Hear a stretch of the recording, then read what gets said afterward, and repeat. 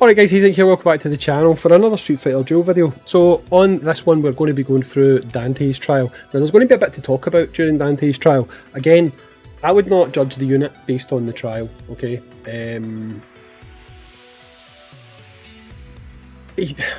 His Fighting Spirit 30 just completely screws this unit up, right? In my opinion, anyway, completely screws the unit up. Because this unit, with how they've changed them, this unit is now a solid C2 debuffing unit, right? But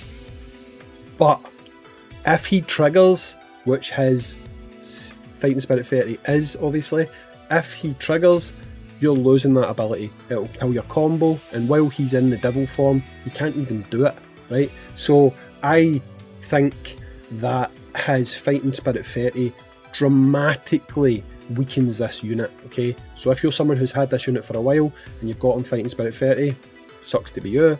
If you are just pulling for this unit, do not build this unit to Fighting Spirit 30, okay? I'll tell you that just now. So let's go on with this trial and we can talk about exactly basically what you kind of need to do to mitigate that, okay? Now I had to play this trial in manual. Every stage had to do it in manual. The reason being, if Dante has not transformed, you can use his C2, and his C2 is definitely worth using, okay? If he has transformed, you need a full team that can still complete the combo, okay? So, we'll be able to talk about it kind of here as it's happening. This setup would be fine. You could run your C1, your Super, your C1, Dante C2, but there you go. Dante triggered his own passive. You don't trigger his passive, he triggers his own passive, right? I think it's to do with dodge or something. I think it's to do with dodge.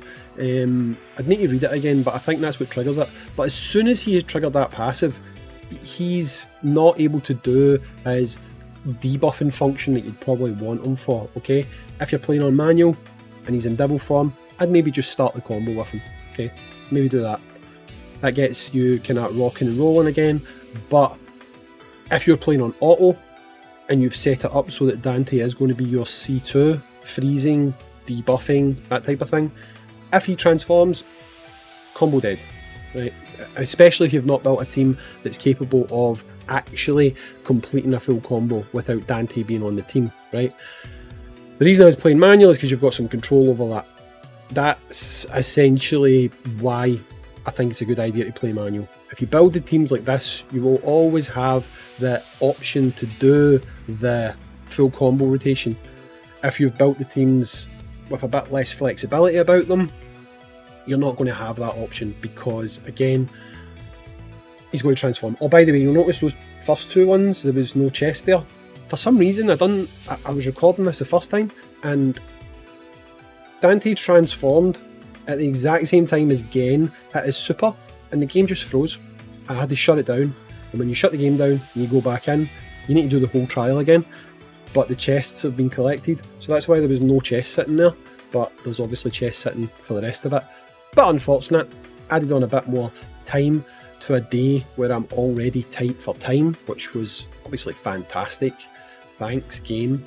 But you'll see there, playing manually, because Dante was in devil mode, I did use Dante to do the start of the super. Now I believe when he's in devil mode, if you do his super again, it takes him out of devil mode. I can't actually remember. But I would just try and prevent him going into devil mode altogether. So if you've got the unit, do not build him to Fighting Spirit 30, okay? I do think some people might walk away from this trial not liking Dante. But again, if you do not build him to Fighting Spirit level 30, you won't see this happening to your character, right? You need these cars and stuff. You need these cars built, absolutely, right? But you don't need these Fighting Spirit 30. The trigger brings a variable into play that you just don't need. You don't need to have something in play that is essentially making the game harder for you, right? So that's why I say that if you've not built him with Fighting Spirit 30, don't even go there. Just do not go there, and it'll make your life so much easier with this character. That's my opinion on it, and I do think it's the right opinion. People might disagree. Again, it's all about opinions. People are entitled to them, even if they're wrong. I'm not here to tell you that, right? So, moving on through, we've only got 2 left to go, and then we'll jump on to do Nero's. I've not even, I'll be honest with you guys, right now, I've not even looked at Nero's kit to see if he's changed. from using him in the trial, even if they have buffed his numbers slightly, he's the same unit. Right? He's not really changed as in functionality wise, so I'll talk about whether I think you should go for him in his solo focus video when we get there, right? But after a long slog, we are finally making our way through this trial, making decent progress, finishing off these poisons, double poisons, and now we're going on to the final confrontation, the final battle, the penultimate, the finale, the end. So, final team. Honestly, don't remember what I did here. I do not remember what I did here.